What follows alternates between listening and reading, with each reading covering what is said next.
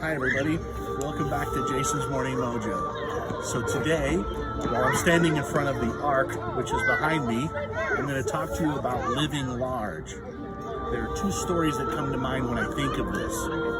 The first is about a study of monkeys. So what's interesting is scientists took 4 monkeys and they put them in a huge environment. At the top of the pole was a basket of bananas.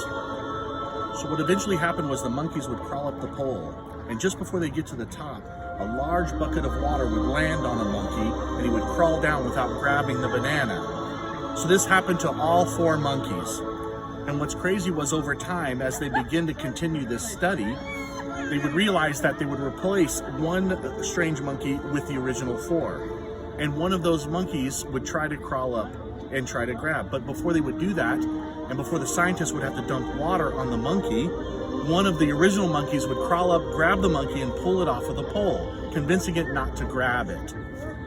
Over time, what happened was the original 4 monkeys were all replaced with new monkeys.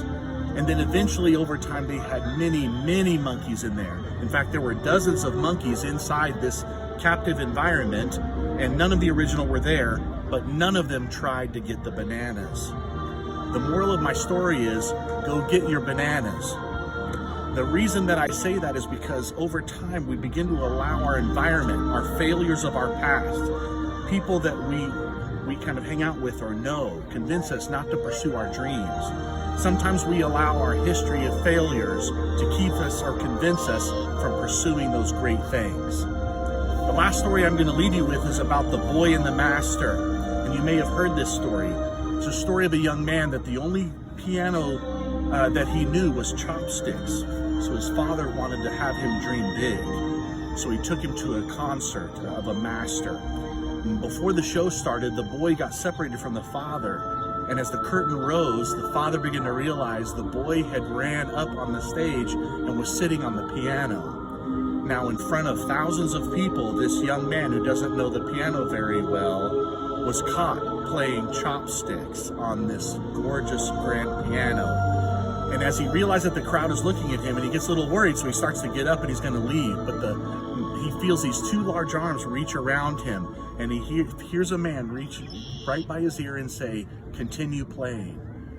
So the boy keeps playing chopsticks, and the master behind him starts to play a Beethoven symphony that's with the same beat, the same amount of bars, the same kind of tone, pitch, and rhythm.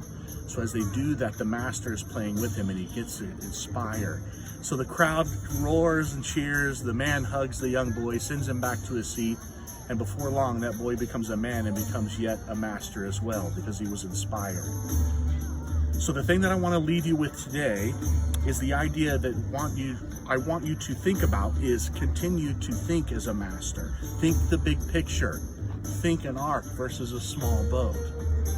Because eventually all of us are going to reach that point in our lives where we're going to think back and either regret not moving forward or continuing that big dream and continuing to move forward with it and reaching that monster goal.